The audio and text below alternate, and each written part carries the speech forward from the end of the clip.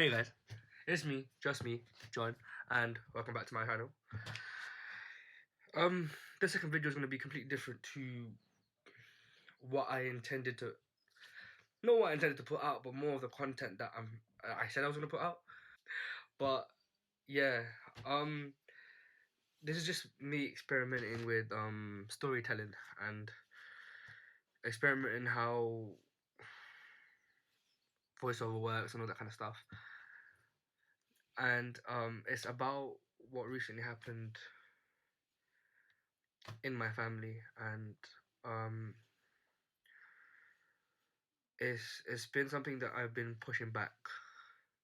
Been something that I've been saying to myself, yeah, I'm gonna get it done. I'm gonna get it done by this day, that day, and I just keep pushing back, and I don't know why. Because normally when I have a deadline, I work to it, and I get it done, or at least I try to.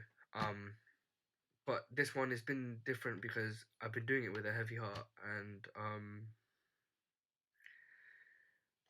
it's just something that I want to put out because it's something that we weren't able to do. We weren't able to do the thing to say things that we wanted to say, and the reason why I'm not saying it now because it will be explained more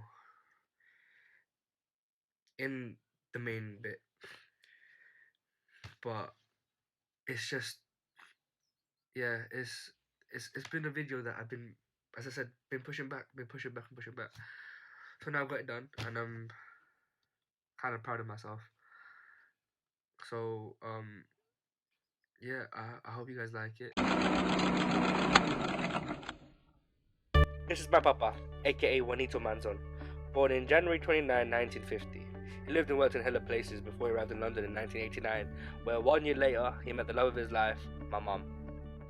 At the time, she was working in Portugal, so they were in a long distance relationship for around about a year, and then my mum moved to London in 1991. In fact, yeah, this picture right here is the first picture that my mum took with my dad when she first moved to the UK. And for 8 years, they lived together, living their best life, going to parties, going out on dates, eating cake, and whatever they desired. And then I popped out. I was a single child, living my best life, getting spotted left, right, and centre. Any Power Ranger I wanted, I got. And that was for 8 years. And then my brother came along. And as you can tell, I'm the normal looking one between the two of us. I mean, come on. Don't worry, the guy knows I love him. But put us four together, that's our family. We look really, really normal, right? You thought wrong. My dad was a next James Bond. His name was Juan Bond. Ha! Just kidding. He was just a normal, regular, schmegular person.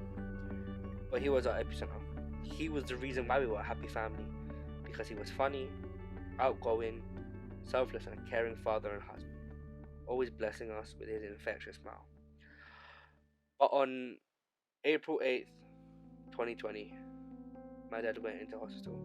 And that was the last time we would ever see him. And 2 weeks later, on the 22nd of April, the Lord called him back home to rest, as he was suffering too much. He was the man of the house. No matter how much his body would hurt, he would still get up and cook for us, still look after us, and whenever I was home from uni, he always gave me all good advice.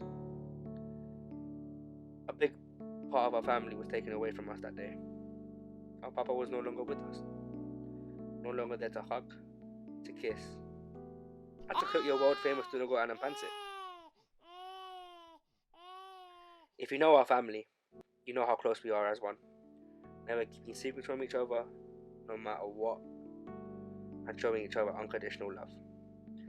So when he got called back home to rest, all of our hearts were heavy, and we didn't know what to do, because we were angry and confused, and to be frank, we still don't know what to do. Because we knew that he was a fighter, and we knew that he was a strong man, but he was suffering way too much at this point.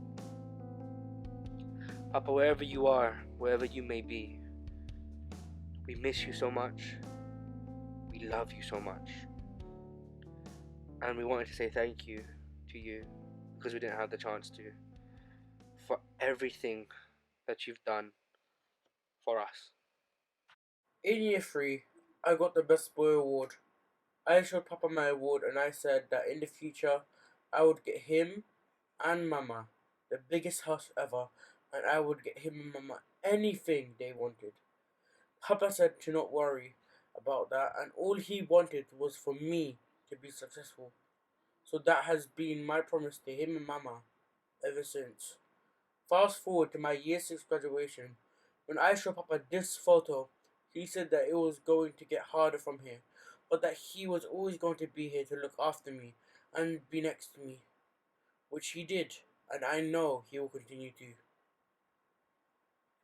Papa taught me so many things. One being how to smile. When I was younger, I didn't know how to smile, and Papa said I looked like a grandpa smiling. He would constantly tell me to just laugh so my smile looked natural. On my 13th birthday, my final birthday with Papa, he told me that I am taller than him now, so I have to carry him and Mama around wherever they wanted to go. Papa's sense of humor always made everyone smile. Thank you, Papa, for everything. The unconditional love you gave us, the life you gave us, even though we aren't that rich. You found a way to provide us with our needs, and for that and everything, I thank you, Papa, and I love you so much.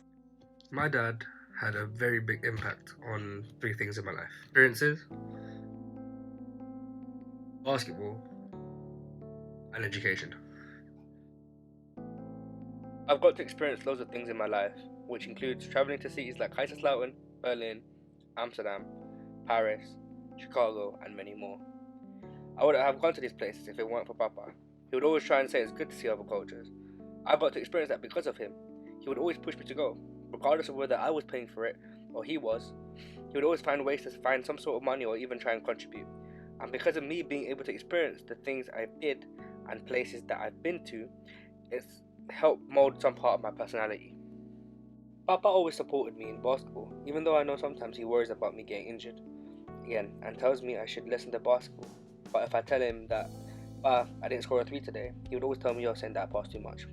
One funny thing though is that every time an official wouldn't be to his standard, and his standard being if we got hit by the opposing team and you instantly didn't call a foul, you're a rubbish official.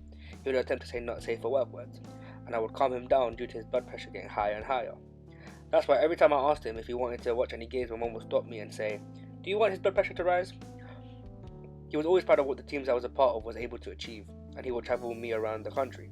He went with me to Worcester, to Ipswich, and I know that he was proud of me because he even kept the newspaper articles the under 13 team I was a part of was on. He always told me he loved how I played because he would always see me play, and even though I'm nearly half a foot shorter than most of my opponents, I would always play with confidence.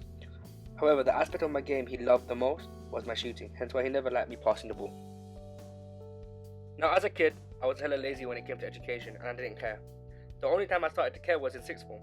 But to be honest, the older I got, the more I knew that education is important, especially if I wanted to buy my mom and dad a house, because that was the ultimate goal, so they can stop working and be comfortable.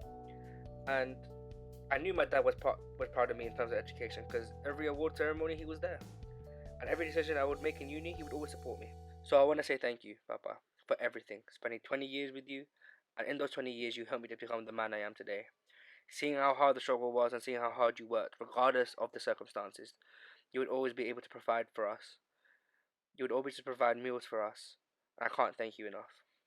Papa, I love you, I miss you, and I'll be lying if I said I didn't want you back, and that I'm fine with what happened. But I don't want to burden you and make you feel guilty. And recently I've come to peace with what happened, knowing you were in pain and need to rest. Again, Papa, thank you for everything you have done for us. Hi guys, I hope you enjoyed that. It's something that I've been trying to work on, trying to do, but I've been procrastinating, and it's just been. It's because it reminds me of the events that's happened, and I've been doing it with a heavy heart because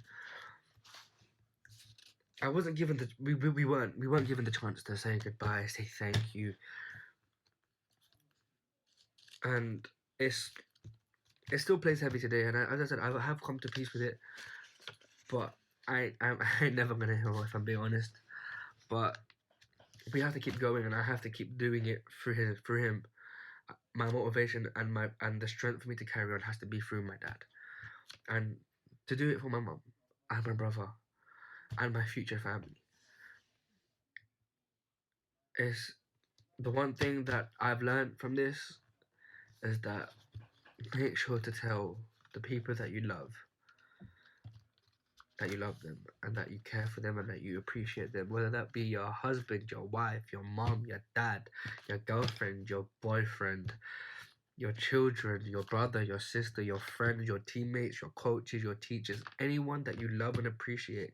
Tell them, because you never know when you're never gonna see them again. You never know when it's gonna be their last day on earth. So it's important that you need to tell them that you appreciate them and you love them, because it's crazy. It's crazy to think that one day one person could be alive and joyful, and the next day that they could just be gone. So make sure you tell them. Make sure, please, you tell them. And speaking of appreciating, I want to say thank you to those that have helped my family and me mentally, physically, emotionally, and everything that you've helped us from the minute my dad went to the hospital to the minute that to now to this minute right here. I want to thank you guys. I can't thank you guys enough if I'm being honest with you. There's so many things that I want to say. There's so many people, so many things that they've done for us that I want to say thank you to. I want to show how much I appreciate them doing it for us, doing that for us, giving us this, giving us that, giving us help, giving us support. Because, as I mentioned earlier, we're still lost. Like, even though I'm doing things like helping my mom get this, helping my mom get that, we're still lost to this day. And I find myself sometimes sidetracking, thinking, whoa, what the hell do I do? But please, please, please, as I said before, appreciate people, love people. I'm not going to end the video there. I want to end it on a tribute for my dad. And I hope you guys like this video. If you do, put up a like, press subscribe, and I'll see you guys next video.